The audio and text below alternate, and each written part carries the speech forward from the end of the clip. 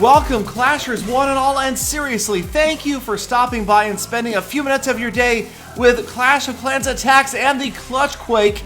Yes, we've got Earthquake spells in action, and we're starting out with one of my own attacks, but don't worry, they only get better from here. So it's a recent war attack going up against number 7, but as you can see, pretty much every single base in the top 15 or so of the opposing clan was completely maxed out. This is kind of an anti-3-star base setup with the offset town hall and probably a good setup of the Eagle artillery, setting it way off towards the back there. And just in case it can be a factor late in the attack, it is probably going to be up because most attackers are going to come at this from the right hand side. Because of the 2 multi-targeting infernos and all of the enclosures, 3 stars was never really an option, but there it was, the Earthquake spell. I didn't drop it right at the beginning, but trying to soften up that town hall area, I dropped the Earthquake spell, and as you can see, it goes down pretty early. I dropped the poison spell on, well, my own king, so let's just pretend that didn't happen. But the town hall is down 37% damage, lots of units still up, but again, not really thinking this is going to be a 3-star attack, despite the fact that the town hall went down so quickly and 50% is just about to come up. Too many structures remain, too many enclosures remain, and not enough units. Plus, well, my Archer Queen, she kind of did a little roundabout counterclockwise attack dance around the outside of the village. That was my own fault, though, not clearing enough surrounding structures, letting her wander. But it turns out she wasn't even really needed. She grabs a few extra structures, but I've got plenty of percentage points at this point, just trying to clean up just in case there for some wild reason is a tie. This war has actually been really close up to this point. We're only ahead by just a few stars. She gets around to some of the less developed defensive structures, the archer tower, the cannon that are still upgrading out there. And this attack is going to wrap up just about 75% damage, as the Eagle artillery is indeed still up and is going to absolutely annihilate my last poor archer. Hopefully she will never feel this, and it'll just be vaporization. There she goes, and that is it. 76%, not bad. I'll take it against a fairly well upgraded Town Hall 11. But moving on, let's take a look at one of Rob's recent attacks against another open base design, and you can see all of those defenses really grouped up tightly in a small core. So as the attack gets underway, the jump spell's down, the golems, the wizards, everybody's starting to move in towards the center. And in a few seconds, Rob will remember to use that Earthquake spell on the core. And when he does, watch it grab the town hall, 3 expos, 2 inferno towers, and the clan castle for 5,625 damage from 1 Earthquake spell. So of course, remember, the first Earthquake spell does 25% hit point damage. Subsequent Earthquake spells will do less and less each time, so it's always that first Earthquake spell, especially if you're just bringing 1,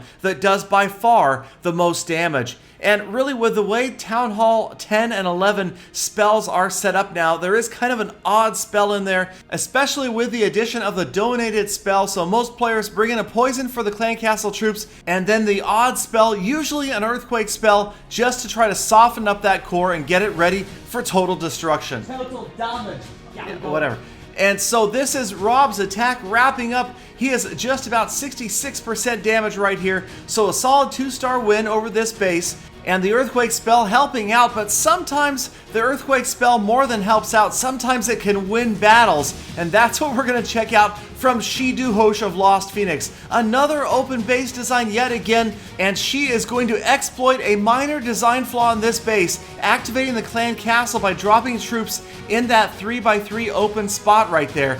And it turns out in the clan castle, a golem and a couple of wall breakers, so perhaps this player not ready to defend or just got caught off guard, the village guard ran out. In any case, the golem is going to sit in that poison, the other units are down, the golem not really going to be a factor, and she is setting up to come from the left-hand side. Jump spells, golems going down, followed by the wizards and the witches. Now, kind of a different attack strategy here. She is going to drop almost all of his units, whatever, from the top of the village. Here come the witches right there and the heroes, so they're going to move in over the top jump spell. And if you watch closely, this base design that used to be so very effective against this attack will kind of work out a little bit here, as the golems will go around that center ring, that middle ring, and the rest of the troops are going to be exposed, and that means death for the wizards, for the witches, as the Inferno Tower is just going to melt them away. Without the protection of any golems, they are in big trouble, and there go all of the witches to that Inferno Tower.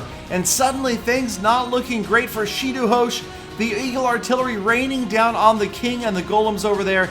You can see most of the attacking units are down 40% damage, so it's going to be a close one. The Barbarian King's Iron Fist has been activated. He runs around the base, grabs a few more percentage points, closer to 50%, and the Archer Queen on the Town Hall. But will she get it down? It is not going to happen. Less than 10% damage remaining. Just barely that Town Hall holding on by a thread. The Eagle Artillery doing its job, taking out units one by one at the end of this raid. Sheosh so close to 50%. One more wizard just gets the gold mine down for the first star. And then, yes, now you can see he has forgotten the earthquake spell to the very end. Who knows, maybe he's just trying to get on YouTube with a clutch earthquake, but it worked. Here it comes as time counts down. He drops the earthquake on the Town Hall, and there it goes for the second star. Again, 25% damage, more than enough to take out that Town Hall. So let me know what you guys think. What do you bring for your odd spell? Have you ever had an earthquake do more than 5,625 damage? If you have, let me know down in the comments. Thank you guys again, as always, for sticking around all the way to the end of this episode as I creep up on 1 million subscribers. I appreciate every last one of you. You guys have changed my life, and I hope that I made your day just a little bit brighter. And maybe again tomorrow, if you'll come back and check out more full attacks.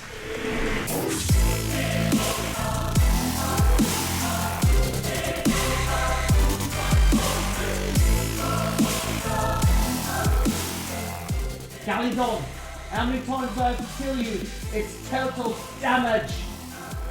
Total damage. Total damage. That sounds so good.